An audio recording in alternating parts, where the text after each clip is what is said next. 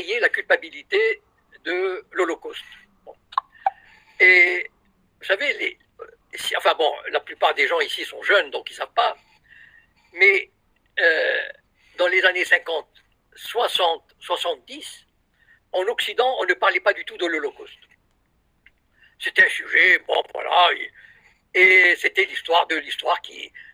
Et en fait, c'est à partir des années 70, 80 surtout, que les sionistes ont compris l'importance de ressortir l'histoire de l'Holocauste et de lui donner une ampleur sans précédent.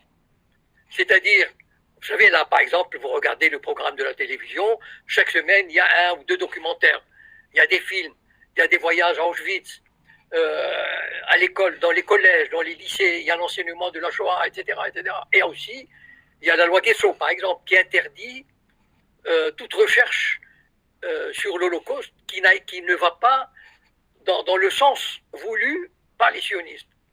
Donc, on a créé cette atmosphère particulière où l'Holocauste est devenu, c'était presque comme si c'était passé hier, alors que cela s'est passé il y a 80 ans. Et donc, ils l'ont rendu présent. Et les gouvernements occidentaux sont pris au piège. Ils ne peuvent pas, sauf à passer pour révisionnistes, antisémites, etc. Bon.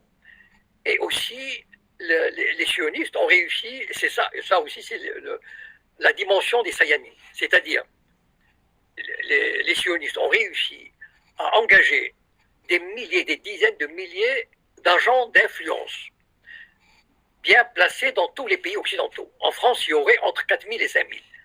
Donc placés dans les médias, dans les universités, l'édition, etc., dans tous les domaines, et qui ont poussé à cette construction-là de l'Holocauste, influencé, par exemple, comment ça se fait que dans les médias français, comme dans les autres pays d'ailleurs, il n'y a pratiquement pas, depuis 30-40 ans, on n'entend que des voix favorables à Israël, des documentaires favorables à Israël.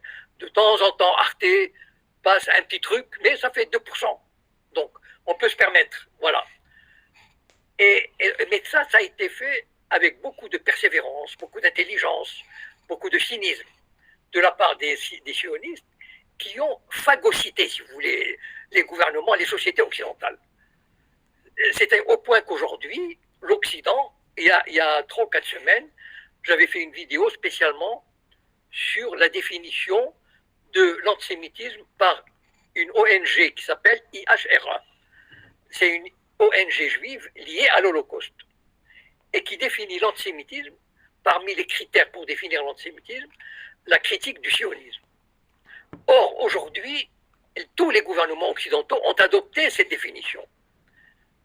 Toutes les universités ont adopté cette définition. Toutes les villes, les grandes villes ont adopté cette définition.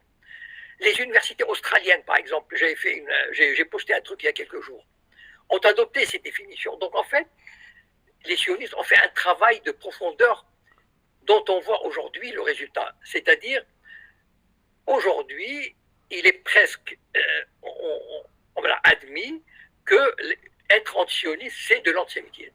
Et c'est comme ça qu'ils ont réussi à influencer, plus qu'influencer, ça veut dire diriger la politique occidentale, la politique des pays occidentaux.